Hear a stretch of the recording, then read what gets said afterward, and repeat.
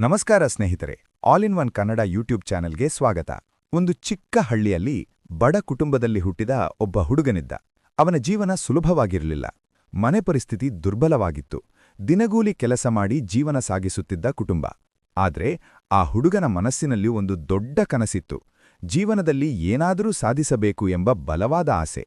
ಆದ್ರೆ ಅವನ ಸುತ್ತಲಿನ ಜನರು ಅವನಿಗೆ ಸದಾ ಒಂದೇ ಮಾತು ಹೇಳುತ್ತಿದ್ದರು: ನೀನು ಏನೂ ಆಗಲ್ಲ, ನಿನ್ನ ಪರಿಸ್ಥಿತಿಯನ್ನು ನೋಡುಕೋ.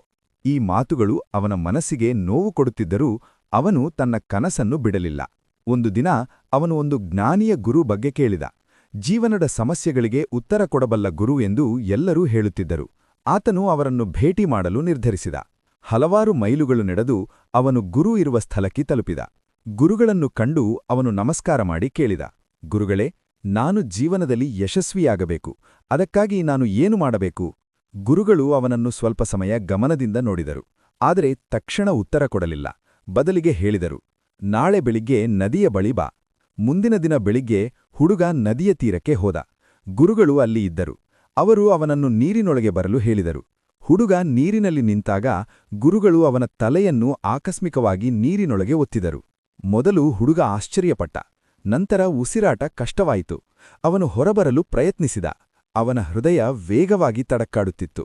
ಅವನಿಗೆ ಒಂದೇ ಒಂದು ವಿಚಾರ ಮಾತ್ರ ಮನಸ್ಸಿನಲ್ಲಿ ಬರುತ್ತಿತ್ತು: ನನಗೆ ಗಾಳಿ ಬೇಕು, ನಾನು ಉಸಿರಾಡಬೇಕು. ಕೆಲವು ಕ್ಷಣಗಳ ನಂತರ ಗುರುಗಳು ಅವನನ್ನು ಬಿಟ್ಟರು. ಹುಡುಗ ತೀವ್ರವಾಗಿ ಉಸಿರಾಡುತ್ತಾ ಹೊರಬಂದ. ಗುರುಗಳು ಶಾಂತವಾಗಿ ಕೇಳಿದರು: ನೀನು ನೀರಿನೊಳಗಿದ್ದಾಗ ನಿನಗೆ ಏನು ಬೇಕು ಅನಿಸಿತು? ಹುಡುಗ ಹೇಳಿದ: ನನಗೆ ಗಾಳಿ ಬೇಕಿತ್ತು, ಬೇರೆ ಏನೂ ಅಲ್ಲ. ಆಗ ಗುರುಗಳು ಅವನ ಕಣ್ಣುಗಳಲ್ಲಿ ನೋಡುತ್ತಾ ಹೇಳಿದರು: ನೀನು ಯಶಸ್ಸನ್ನು ಕೂಡ ಇದೇ ರೀತಿ ಬಯಸಿದರೆ ನಿನ್ನನ್ನು ಯಾರೂ ತಡೆಯಲು ಸಾಧ್ಯವಿಲ್ಲ. ಆ ಮಾತು ಹುಡುಗನ ಜೀವನವನ್ನು ಸಂಪೂರ್ಣವಾಗಿ ಬದಲಾಯಿಸಿತು. ಆ ದಿನದಿಂದ ಅವನು ತನ್ನ ಗುರಿಯ ಕಡೆಗೆ ಸಂಪೂರ್ಣ ಗಮನ ಕೊಟ್ಟ. ಅವನು ಸಮಯ ವ್ಯರ್ಥ ಮಾಡಿರಲಿಲ್ಲ. ಪ್ರತಿದಿನ ಬೆಳಗ್ಗೆ ಎದ್ದ ಕೂಡಲೇ ತನ್ನ ಗುರಿಯನ್ನು ನೆನಪಿಸಿಕೊಳ್ಳುತ್ತಿದ್ದನು. ಅವನು ದಿನವೂ ಸ್ವಲ್ಪ ಸ್ವಲ್ಪವಾಗಿ ತನ್ನನ್ನು ಸುಧಾರಿಸುತ್ತಾ ಹೋದ. ಅವನು ಹೊಸದನ್ನು ಕಲಿಯಲು ಆರಂಭಿಸಿದ. ಅವನು ತನ್ನ ದುರ್ಬಲತೆಗಳನ್ನು ಬಲವಾಗಿ ಮಾಡಿಕೊಳ್ಳಲು ಪ್ರಯತ್ನಿಸಿದ. ಅವನ ಜೀವನದಲ್ಲಿ ಹಲವಾರು ಸವಾಲುಗಳು ಬಂದವು. ಕೆಲವೊಮ್ಮೆ ಅವನು ವಿಫಲವಾಗುತ್ತಿದ್ದ, ಕೆಲವೊಮ್ಮೆ ಅವನಿಗೆ ಮನಸ್ಸು ಕುಗ್ಗುತ್ತಿತ್ತು. ಆದರೆ ಅವನು ಒಂದು ವಿಷಯವನ್ನು ನೆನಪಿಸಿಕೊಂಡ: ನಾನು ಯಶಸ್ಸನ್ನು ಉಸಿರಿನಂತೆ ಬಯಸಬೇಕು. ಅವನು ಮತ್ತೆ ಎದ್ದನು, ಮತ್ತೆ ಪ್ರಯತ್ನಿಸಿದ, ಮತ್ತೆ ಶ್ರಮಿಸಿದ. ಹಳ್ಳಿಯ ಜನರು ಇನ್ನೂ ಅವನನ್ನು ನಂಬುತ್ತಿರಲಿಲ್ಲ. ಆದರೆ ಈಗ ಅವನಿಗೆ ಅದು ಮುಖ್ಯವಾಗಿರಲಿಲ್ಲ, ಏಕೆಂದರೆ ಅವನಿಗೆ ತನ್ನ ಮೇಲೆ ನಂಬಿಕೆ ಬಂದಿದೆ. ವರ್ಷಗಳು ಕಳೆದವು. ಆ ಹುಡುಗ ನಿಧಾನವಾಗಿ ತನ್ನ ಜೀವನವನ್ನು ಬದಲಾಯಿಸಿಕೊಂಡ.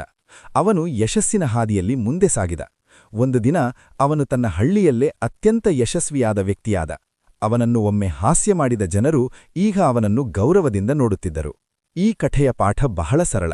ನೀವು ಏನನ್ನಾದರೂ ಬಯಸಿದರೆ ಅದನ್ನು ಸಾಮಾನ್ಯವಾಗಿ ಬಯಸಬೇಡಿ, ಅದನ್ನು ಉಸಿರಿನಂತೆ ಬಯಸಬೇಕು. ಯಶಸ್ಸು ಸುಲಭವಾಗಿ ಸಿಗುವುದಿಲ್ಲ, ಆದರೆ ನೀವು ಸಂಪೂರ್ಣವಾಗಿ ಶ್ರಮಿಸಿದರೆ ಅದು ನಿಮ್ಮದಾಗುತ್ತದೆ.